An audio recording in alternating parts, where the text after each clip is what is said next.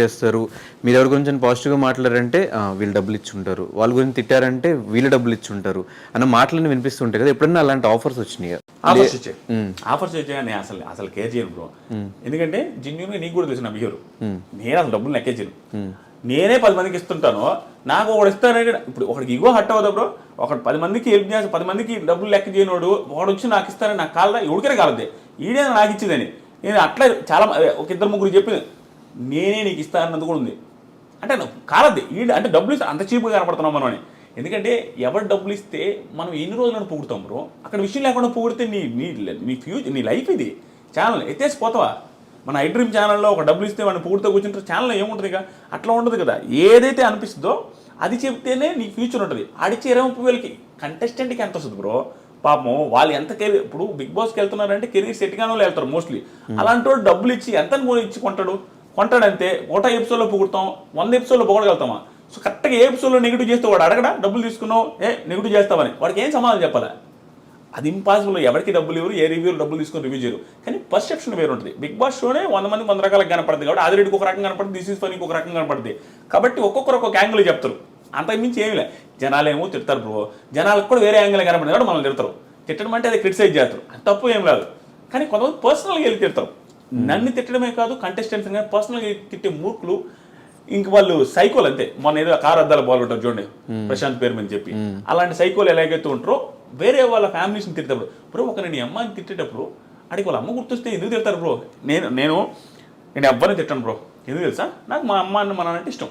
ఎందుకు నేను వాడిని అమ్మ నా బూత్ నేను తిట్టానంటే ఆడు రిటర్న్ ఖచ్చితంగా మా అమ్మని తిట్టడు. మా అమ్మని నేను తిట్టించుకోవాలి బ్రో.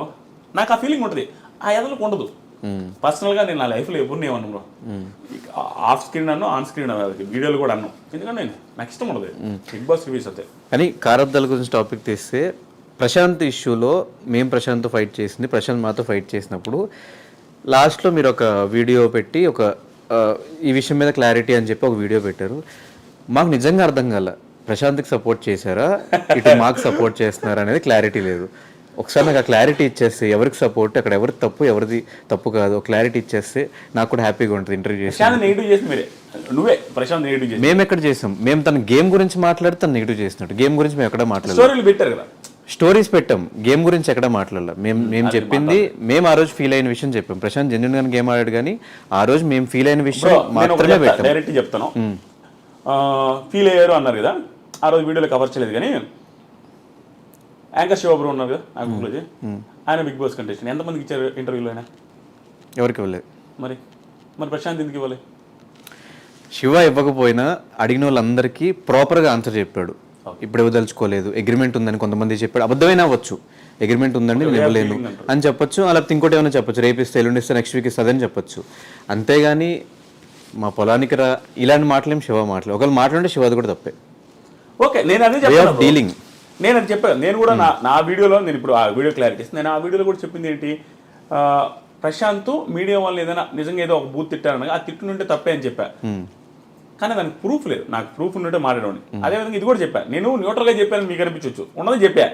నీతో ఉన్న పరిచయానికి శివబ్రోతో ఉన్న పరిచయానికి వీళ్ళిద్దరు అంత ఓవర్ చేసి అంత చేసే మెంటాలిటీ కాదు. ఎందుకంటే నేను కూడా ఇంటర్వ్యూలో నేను ఏం చేయలేదు, ఈవెన్ యాంకర్ శివ కూడా అడిగాడు, నేను ఏం చేయలేదు. ఆయన మైండ్ సెట్ ముఖం మీద అట్లా అంటాడు కానీ మరి గ్రడ్జ్ పెట్టుకుని ఒక ఇంటర్వ్యూ కోసం చేసే చీప్ మెంటాలిటీ. ఎందుకంటే 2-3 సార్లు కలిశాను, నాకు తెలుసు. అదే చెప్పినా, ఉండని చెప్పినా కాబట్టి మీకు అనిపించలే Dhanush waste candidate, Shiva waste candidate అంటే మీకు బాగా అనిపించేది రివ్యూ.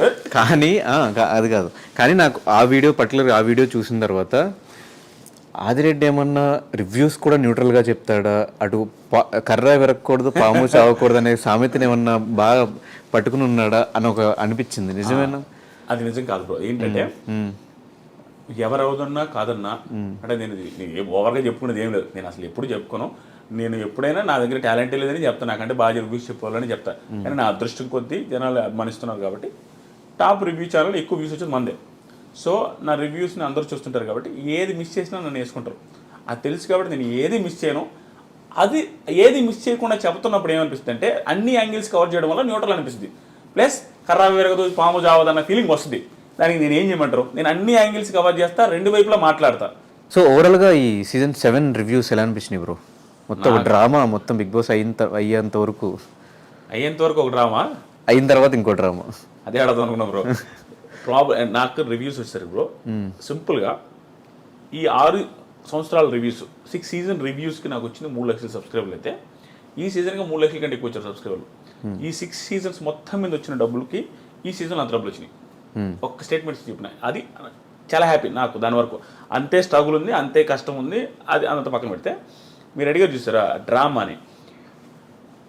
సీజన్ మొత్తం మీద జరిగింది గుర్తుండదు ఎవరికి. ఈ డ్రామా లైఫ్ లాంగ్ గుర్తుండిపోద్ది. ఏదైతే ఆ drama in the sense Prashant ఏదో చేసిన డ్రామా అని కాదు, ఆ సిచ్యువేషన్ డ్రామా అంటున్నా. ఆ పోలీసులది కానీ, ఆ కేసు కానీ, ఆ హంగామా కానీ, సోషల్ మీడియాలో హైప్ అయింది కానీ అది అందరికీ గుర్తుండిపోద్ది. ప్రశాంత్ వాళ్ళ ఫ్యామిలీకి జీవితాంతం అది గుర్తుంటుంది, చూసే ప్రేక్షకులకు గుర్తుంటుంది. కానీ ఏంటంటే అది ప్రశాంత్కి పాజిటివ్ ఇప్పుడు నా దృష్టిలో. ఎందుకంటే ఎవరికైనా కనీసం అనిపించేది ఏంది, ఏం మర్డర్ చేశారంటారు పాపం, తప్పే అది తప్పు, పోలీసులు శిక్ష చేస్తారు అంతే. కానీ దాన్ని గుర్తుపెట్టుకుని ప్రశాంత్ని ఏదో ఇది చేసే అంత మిస్టేక్ కాదని నా ఫీలింగ్. ఇప్పుడు మీరు చెప్పండి. అయితే అది ఎందుకు ప్లస్ అనిపించిందంటే చూసి ఎవరికైనా అనిపించుంటుంది బ్రో, ఎంత ప్రశాంత్ హేటర్కైనా ఎవడో సైకోలు తప్ప పాపం రా మరి అరెస్ట్ చేసేసరికి అనిపిస్తుంది కదా పాపం, గెలిచేసి వచ్చాడు పాపం, పోవాలనుకో గెలిచేసి వచ్చినప్పుడు ఆ ఆనందం లేకుండా పోయింది కదా పాపం అని పాపం ఎవరికైనా అనిపిస్తుంది. నీకైనా అనిపించుంటుంది, శివకైనా అనిపిస్తుంది. ఈవెన్ వాళ్ళ ఫాదర్ వాళ్ళ మదర్ వీడియోస్ చూసినప్పుడు ఇంటి దగ్గర నుంచి లాక్కొచ్చిన బయటకు పడుకొని ఉంటాడు అలా ఎవరికైనా అనిపిస్తుంది అది అంతలా బయటకినా. సో అది అతనికి మంచి జరిగింది. అది ఆ డ్రామా ఆ సిచ్యువేషన్స్ అన్నీ కూడా అతనికి మంచిదని నా ఫీలింగ్. నేను మాట్లాడినప్పుడు కానీ ప్రశాంత్ నేను మాట్లాడినప్పుడు నాకు అర్థం ఏంటంటే ఇన్నోసెంట్ అబ్బా మనిషి, నిజంగా ఇన్నోసెన్స్ ఇన్ ద సెన్స్ మాట్లాడే చేత కాదు. ఎందుకంటే ఇప్పుడు ఒక్కొక్కరికి వొకాబులరీ యాడ్ నుంచి వస్తుంది బ్రో, పెరిగిన నేచర్ని బట్టి వస్తుంది. ఎక్కడ పెరిగామో దాని తగ్గట్టు ఆ మాటలు ఆ ఇది వస్తుంది. ప్రశాంత్ పల్లెటూరు నుంచి వచ్చిన పర్సనాలిటీ, పెద్దగా మాటలు రావు, మాట్లాడడమే ఎక్స్ప్రెస్ చేయలేడు. అంతకుమించి మిగతా అంతా ఓకే. మనిషి నేను మాట్లాడిన నాకు అర్థమైంది. ఒకసారి 2 సార్లు మాట్లాడినా బాగానే ఉన్నాడు. ఒక్కొక్క సిచ్యువేషన్ బట్టి బ్రో మనిషి ఆ క్రౌడ్ని చూసి అది ఇది ఓవర్ ఎగ్జైట్ అయి ఉంటాడు, అంతకుమించి ఏం లేదు. అండ్ శివాజీ